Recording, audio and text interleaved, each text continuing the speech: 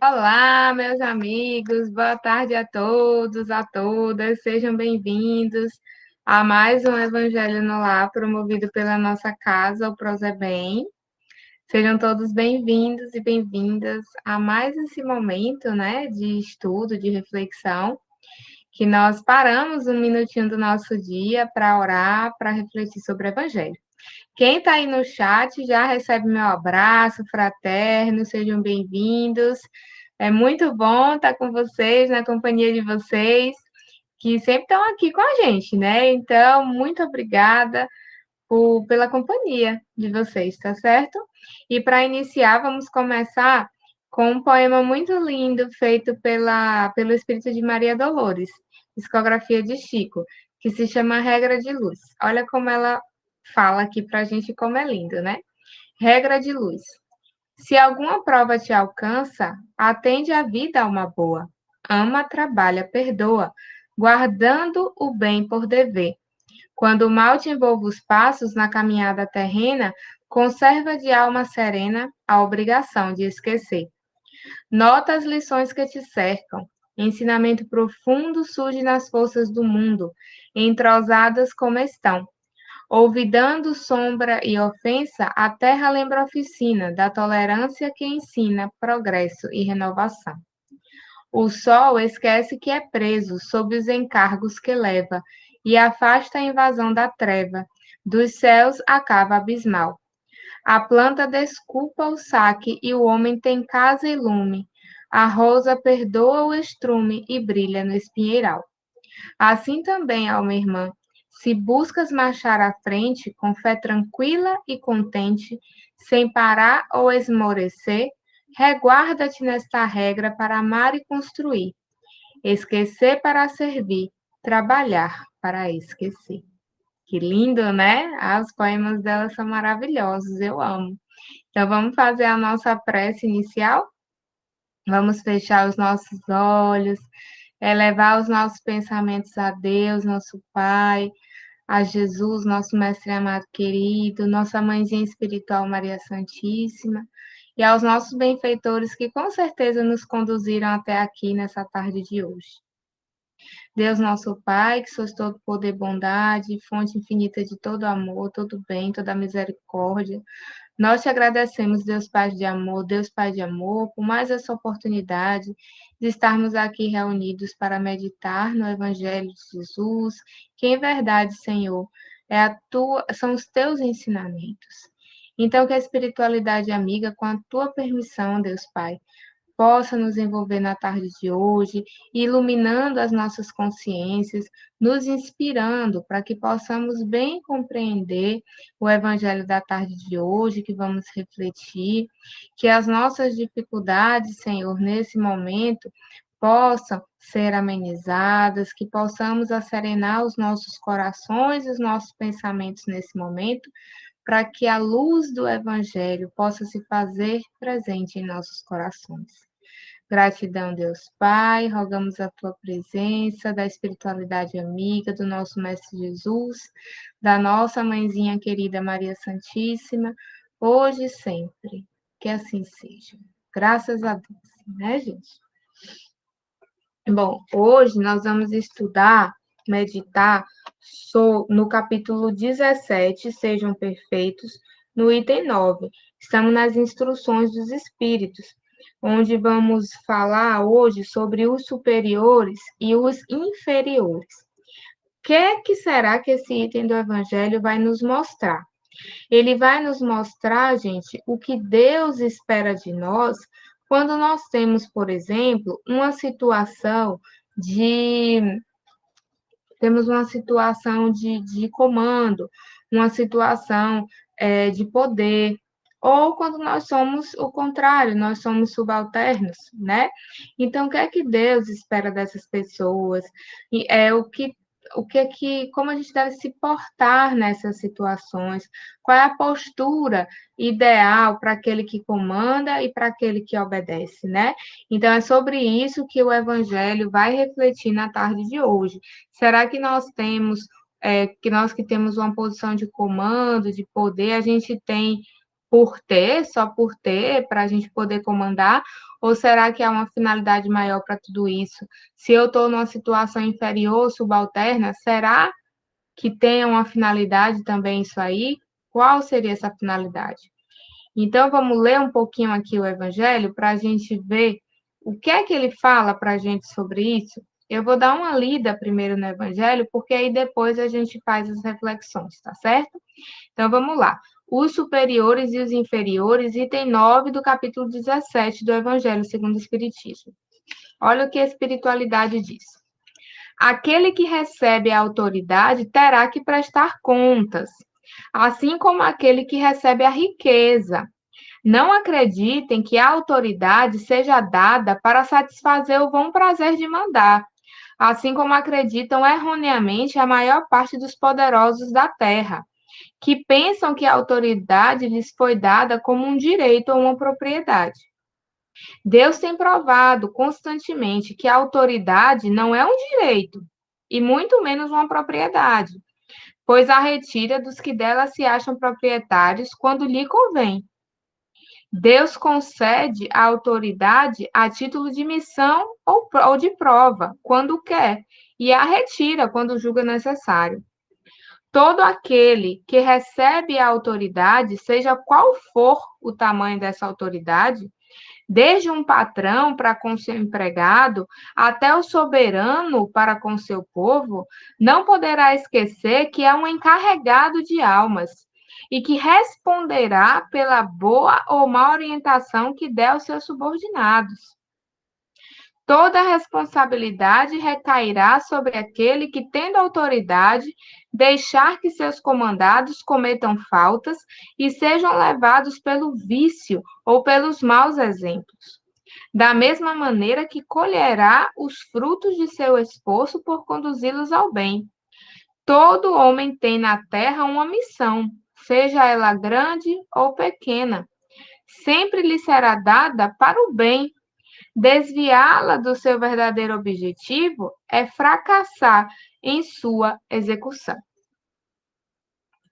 Então, né, o Evangelho aqui já nos diz, né, que aquele que possui autoridade, poder, comando, olha que interessante, né? Ele é um encarregado de almas. Nossa, eu adorei isso daí. É bem profundo, né? Ele é um encarregado de almas. E por isso, ele não deve, né, se enganar, achando que ele não tem responsabilidade sobre como ele age, da forma que ele age com os seus, com aqueles que lhe são subalternos, inferiores. E como diz o Evangelho, ele vai responder sim se ele não souber exercer essa autoridade de maneira correta, pelos erros que ele ocasiona, né? Pelos equívocos que muitas pessoas cometem por conta da sua autoridade mal direcionada. Então, a gente pode parar para pensar assim, né? Imagina só a responsabilidade imensa que tem aí os soberanos, que tem os chefes de poder, esses comandantes de cidades, de países, estados, nações. A responsabilidade dessas pessoas, desses irmãos, é muito grande. Nós não podemos, né, imaginar, como diz o Evangelho aqui, que eles vão responder única e simplesmente pelas suas atitudes, só o que ele faz, né?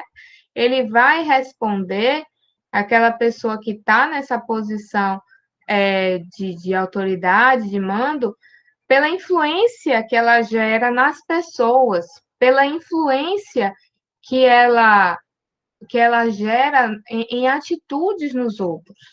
Então, se a influência ocorre de uma forma negativa, se você influencia aquelas outras pessoas, né, que estão sob o seu comando de uma forma negativa, você vai ser responsabilizado, sim, pelos equívocos que aquelas pessoas cometem por seguir a sua ordem, seguir o seu comando. Então, como isso é sério, né? Como isso é sério? E a gente precisa meditar. A gente precisa meditar porque o evangelho é para isso. É para meditação. A gente precisa pensar se nós temos pessoas sob nossa responsabilidade, sob nosso comando e como nós agimos. como que nós nos comportamos, como que nós influenciamos essas pessoas. Será que nós influenciamos para coisas, para atitudes positivas, para uma mudança positiva, ou será que nós estamos influenciando pessoas para agir de uma forma equivocada, né? E eu achei muito interessante porque ele bota, né, aqui no finalzinho, quando a gente leu, que todo homem tem na Terra uma missão, seja ela grande ou pequena, sempre lhe será dada para o bem. Desviá-la do seu verdadeiro objetivo é fracassar em sua execução. Eu achei isso muito interessante porque a gente pensa, né, que só as grandes almas, os superiores, têm missão na Terra. Mas não, todos nós temos uma missão, todos nós temos uma tarefa, que vai ser pequenininha, né? Se eu ainda sou um espírito muito imperfeito, eu ainda não tenho condições de assumir grandes responsabilidades, mas eu recebo sim missões menores, tarefas menores, ou se eu já sou um espírito evoluído, já tenho uma condição maior, uma superioridade espiritual, eu já recebo missões maiores, né, de acordo com o meu grau de evolução. E aí a gente pensa, cada um de nós, na tarefa, na missão que nos é dada, nós responderemos. Se nós falharmos nessa missão, nessa tarefa com as pessoas que estão ao nosso redor. Então, nós somos realmente responsáveis pelo bem e pelo mal que nós promovermos, né? Precisamos ter cuidado com aquilo que a gente fala, com as nossas atitudes, em especial, por já termos o conhecimento trazido pelo Evangelho, as explicações da doutrina espírita. Então, nós, dentro das nossas responsabilidades, das nossas pequenas missões, das nossas pequenas tarefas ainda, nós temos que agir com muita responsabilidade, sempre se questionando, minha conduta, minha fala, ele está influenciando as pessoas de uma forma o quê? Positiva, negativa. Eu estou cumprindo bem essa missão com aqueles que eu influencio? Isso é muito importante, né, a gente meditar, porque numa era como a nossa, que nós temos aí rede social para tudo, temos uma grande exposição, podemos realmente influenciar as pessoas, essa meditação, essa reflexão, ela é muito importante, né? Porque há pessoas que nos seguem, que nos veem como exemplo, guiamos o comportamento de algumas pessoas. E como estamos fazendo isso, né? E aí, no Evangelho, ele vai falar aqui sobre qual seria, né? Qual seria, então, gente, a missão de quem está em uma posição de superioridade com relação aos seus subalternos? Qual seria a missão dessas pessoas? E a espiritualidade fala aqui, ó. Assim como Deus pergunta aos ricos o que fizeram da riqueza, que em suas mãos deveria ser uma fonte, espalhando fecundidade ao redor de todos. Também perguntará para aqueles que receberam alguma autoridade: o que fizeram da autoridade que lhes foi concedida? Que mal impediram? Que progresso promoveram? Se eu dei a vocês subordinados, não foi, olha, se eu dei a vocês subordinados, não foi para que fizessem deles escravos de suas vontades, nem instrumentos dóceis dos seus caprichos e das suas ambições. Se eu fiz vocês fortes e confiei-lhes os fracos, foi para que pudessem ampará-los, ajudando-os a chegarem até mim. Aqueles que possuem autoridade seguem as palavras de Cristo, não desprezam nenhum dos que estão abaixo, pois sabem que as diferenças sociais não existem perante Deus. O Espiritismo ensina que devem tratar de maneira igual a todos os seus subordinados, que aqueles que hoje lhe obedecem talvez já tenham lhe dado ordens, ou poderão vir a dar em uma existência futura. Ensina também que serão tratados amanhã, conforme estão tratando hoje aqueles sobre os quais exercem a sua autoridade. Então, óbvio, meus amigos, que a função da autoridade é o bem, sempre a prática da caridade, sempre ajudar, guiar as pessoas para um caminho bom, para um aspecto positivo, uma conduta positiva.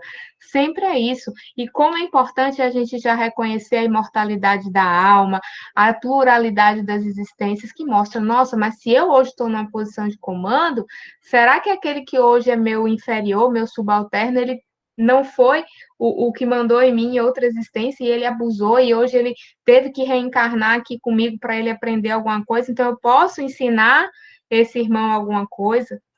Essa ideia de que nada é por acaso, tudo está conectado, até dentro do nosso trabalho, com quem a gente se relaciona. Não é por acaso que a gente está no emprego que a gente está, com as pessoas que a gente está. Os amigos não são por acaso, nossa família não é por acaso. Né? Então, se hoje eu estou na posição de superioridade, de comando, de autoridade, na outra eu posso não vir mais assim. E eu vou ser tratado da forma que hoje eu tratei o meu próximo.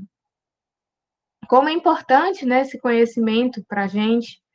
E aí a gente pode, para finalizar, pensar, mas e os inferiores, Bruna? Então, o que é que a espiritualidade fala sobre as pessoas que estão em uma posição inferior, uma posição subalterna? O que é que nos diz a espiritualidade? O que nos diz o Evangelho? Ele diz assim, ó, tanto os superiores quanto os inferiores possuem sagrados deveres a cumprir, todos nós em cada posição. Lembra que a gente uma vez falou sobre a riqueza e a pobreza, e que cada um é a sua prova, tem as suas dificuldades, tem os seus deveres, tem as suas peculiaridades ali para vivenciar, para cumprir, para aprender naquela existência.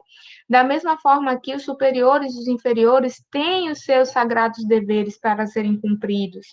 Se o subordinado é espírita, sua consciência lhe dirá com mais forte razão que não pode deixar de desempenhar seus deveres, mesmo que seu chefe não cumpra com os seus.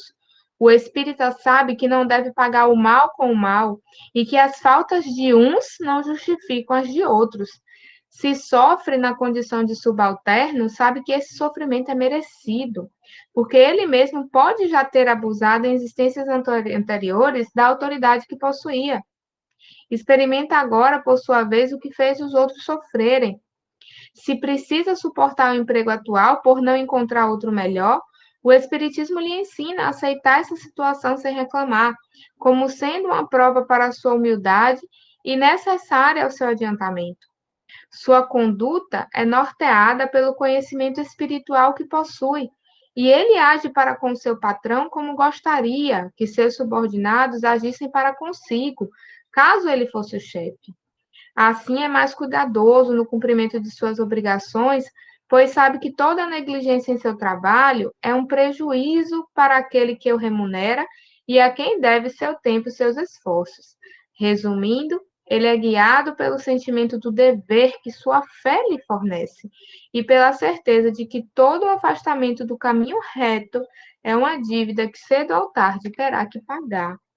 Em resumo, né, para quem está em uma posição subalterna, ele tem que cumprir os seus deveres, mesmo que os seus superiores não cumpram, porque ele sabe que o erro daquela pessoa não justifica o seu erro. Então, se o seu superior age de uma forma equivocada, fora ali da lei de justiça, de amor e caridade, o subordinado não deve, por isso, deixar de cumprir o seu dever. Ele deve continuar fazendo a sua parte. É claro que se há, gente, uma situação humilhante para aquela pessoa, ela deve fazer a sua parte, cumprir seu dever e buscar suas melhorias. Mas se por algum motivo, como a espiritualidade diz aqui, ela não consegue sair daquela situação, ele tenta sair, ele busca, por exemplo, emprego, ele não consegue sair daquela situação. Então, a espiritualidade orienta que aquilo não é por acaso. Certamente é uma prova que aquela pessoa precisa passar. Por quê? Porque talvez, é uma hipótese, em algum momento, em uma vida passada, em uma situação anterior, aquela pessoa pode ter agido da mesma maneira com outras pessoas. E agora está passando pelaquela situação, pelaquela dor, aquele sofrimento, para aprender a valorizar o outro, provar a sua humildade. Lembrando, né, aqui o Evangelho, que a revolta não é o caminho, e que as situações elas se colocam como necessárias no nosso caminho para o nosso progresso espiritual. Então, nada é por acaso, e a depender de como nós agirmos em cada situação, com atitudes positivas ou negativas, nós seremos responsabilizados. Então, que importante, né, essa orientação do Evangelho na tarde de hoje. Muito bom, gente. Quem quiser dar uma lida com mais calma, né? Tá lá no item 9 do capítulo 17, superiores e inferiores. É bem legal esse texto. Vale a pena a gente ler com mais atenção, com cuidado, sempre buscando refletir se nós já seguimos essas orientações do Evangelho, estando em qualquer dessas posições superiores ou inferiores, tá? Então, eu espero que vocês tenham gostado dessa reflexão da tarde de hoje e eu convido vocês a fazermos a nossa prece final. Desde já deixo aqui minha gratidão, meu carinho a todos vocês pela presença, tá bom? Vamos orar, levar os nossos pensamentos. Deus Pai de amor, de infinita bondade, nós te agradecemos a oportunidade de aprender mais um pouquinho com o Evangelho. Como é bom, Senhor, compreender que nada é por acaso, que tudo tem uma razão. Como é bom compreender que, mesmo diante das dificuldades, precisamos nos esforçar para cumprir o Evangelho. Nos inspira, Senhor, nos inspira a internalizar isso, a internalizar essa postura que temos que ter, uma postura mais serena, mais calma, mais tranquila, mas uma postura mais cheia de amor, de caridade, de compaixão, de benevolência. Diante das situações que nos são colocadas, ainda é muito difícil para nós, Deus Pai. Ainda somos enfermos da alma, somos doentes do espírito. E por isso te rogamos auxílio nesses momentos tão difíceis para nós.